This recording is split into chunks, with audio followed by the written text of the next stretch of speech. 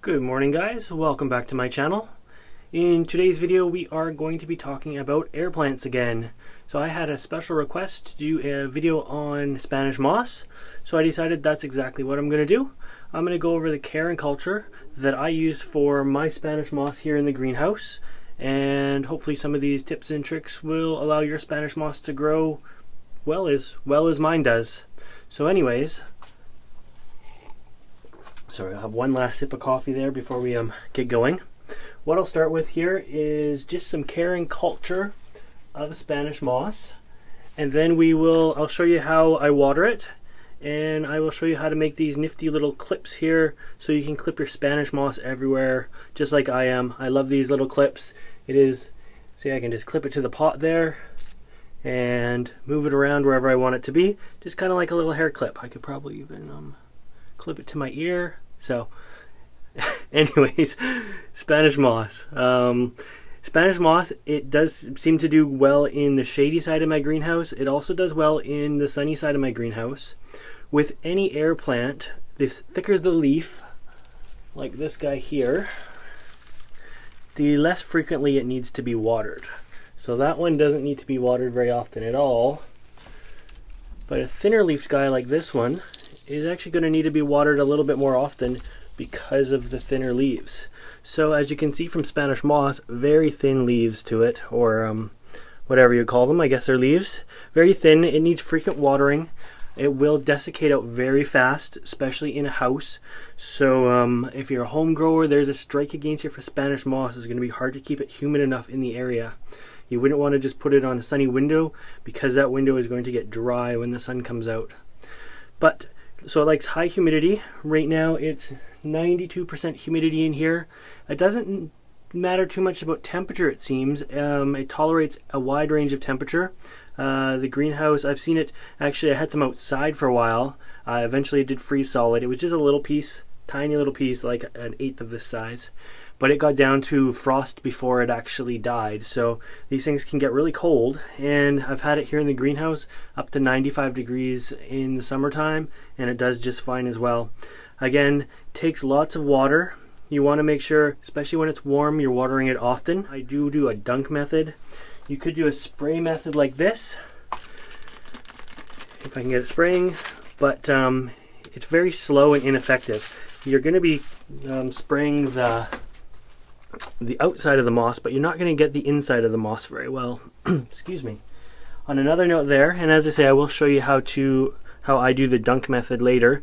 If you notice, when Spanish moss is thirsty, it's kind of a gray silver color, and when it gets wet, it is green. So it changes color there, kind of right before your eyes. A lot of air plants will do this. So I know when it's this gray color that it's thirsty, and if it's still green, it is fine and doesn't need to be sprayed with water or anything like that.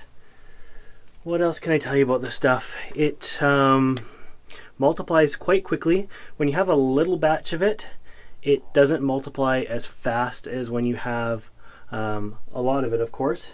It's like grass clippings. If you have a little tiny patch of lawn, you're not going to get many grass clippings, but when you have a whole lawn, it seems to grow like crazy and you get tons of it. So I can make these little things like this every month or so. I can make another one, and they just keep multiplying and multiplying. And well, actually I can just I'll do it with this guy here, because it's got a little bit bigger of a clip on it. So what I do is I take a zap strap and I just lightly zap strap the top of it there, and then I just put an orchid clip on it. This little orchid clip has a black ladybug. Things to remember with Spanish moss, and this is key to its survival. Here's another one here I did. Spanish moss hates metal, it hates wire, so use as little as you possibly can. I have zap strapped, as you can see. I have used metal with the plastic, like a twist tie with the plastic on there. I can barely see in all this Spanish moss at this point.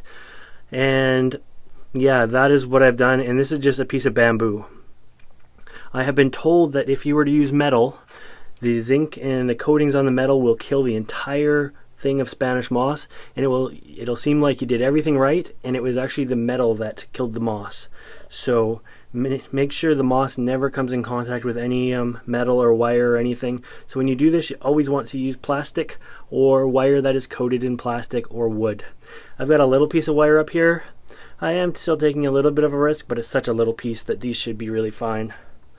Another good idea I thought of after, if you wanted to do this, would be like a plastic coat hanger and zap strap to a plastic coat hanger. But so, other than humidity, other than water, we've talked about sunlight, we've covered the temperatures. So why don't I bring the camera down, I'll show you sort of the dunk method I use for watering the moss, and I'll give you a little quick step-by-step instructions on how you make these little clips here. So let's go down and have a look at the bench. Okay, so now that we're moved down, we are going to start by making one of the little bunches there. So I'm going to take some off this plant here. Hopefully you'll be able to see that plant. Now what we want to do is just take a sharp pair of scissors, and we're going to just cut a little bit of it off here. So let me raise the camera up a little bit again. Can you see me there? I don't want to take tons, and it's amazing. A little tiny clip will remove so much. So I'm just going to do a little clip. I just clipped about 1 centimeter, it seemed, of the moss, and I'm going to remove that. Just like so. Now it's important with moss that it likes to always lay the same way. So you always want it to be laying downwards. If you start turning it upside down and messing it up and hanging it upside down to grow, it's actually going to die. So I'm going to lay that down there. Bring you back down. So there is our chunk of moss. And as I say, I've done a very good job at making sure I keep the shape. I know that this is a top. I know how it likes to hang. The worst thing you can do is have your moss in a tangled mess, because it really, really hates that. So I'm going to use a recycled zap strap, and I'm going to just spread it out a little bit at the top here. You don't want to pinch it tight. Remember, this is a living plant, so if you crush the tissue of the plant up there, the crushed dying tissue could actually come down the whole plant, and you'll lose more than just that little bit. So I'm just going to lightly zap strap in there. So I've got some of the moss hanging on the outside of the zap strap and some of it on the inside. It's not tight at all, right? It's just sort of temporarily there, and I'll leave it like that, and then we'll give it a cut and remove that.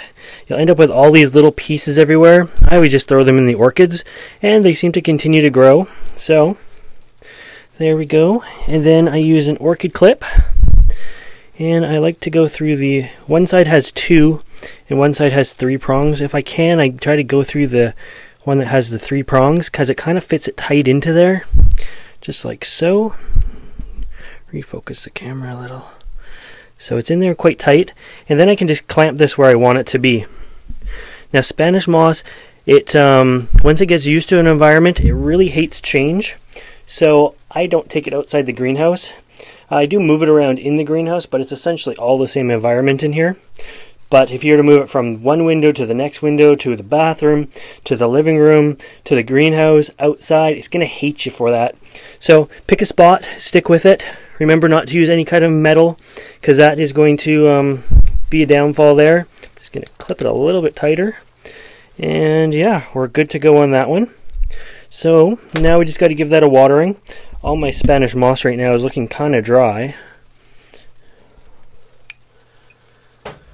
Let's see. Slide that over. Slide the water over here. So this is just regular tap water.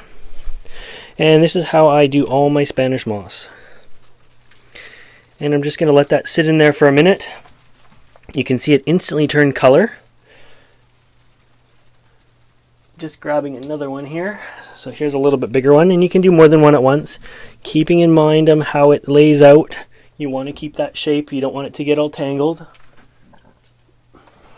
Here's that one that we half sprayed with water, so I'll lay that one in there as well. here's the one with the ladybug on. I'm going to lay that one in there as well. And we'll just do that with it. So another reason I like these little clips compared to the sort of coat hanger ones that I've made that have 4 on is they're so much easier to water because you don't have such a huge one.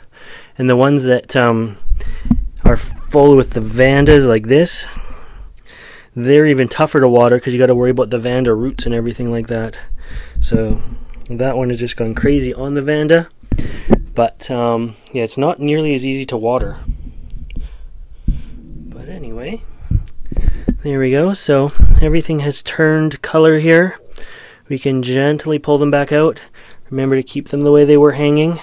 So there's the first one. I'll hang back up.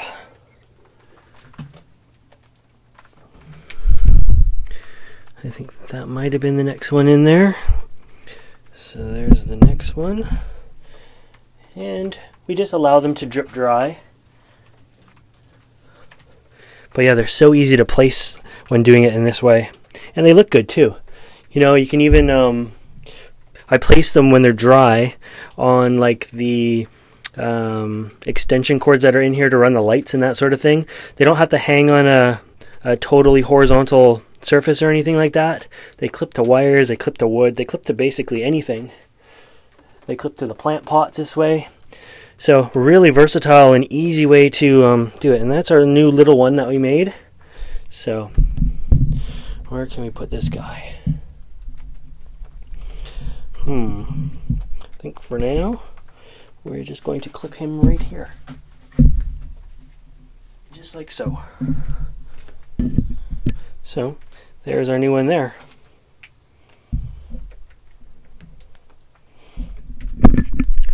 Alright, so anyways guys, that is how I work with my Spanish moss. I hope this gives you a few tips to grow your own Spanish moss. The stuff is really expensive. In a garden center around here anyways, one little strand like this is about 15 bucks. So it's crazy.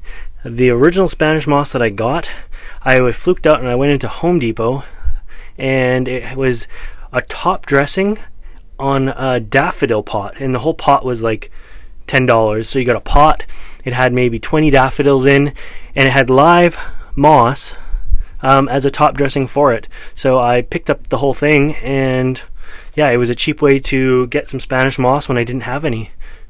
But anyways guys, that's going to be it for this time. I think the next video I have to start worrying about bringing the plumerias upstairs. Dormancy is almost over for them. We now in my area have 11 hours of light, which is more than enough to get everything breaking dormancy. Unfortunately, it's too cold outside to put them outside, but I'm going to bring them up and maybe put them in a sunny window with you. So stay tuned for that. I'll show you the area where I kept them dormant all winter, and I'll show you the area where they're going to go. Till next time, bye guys.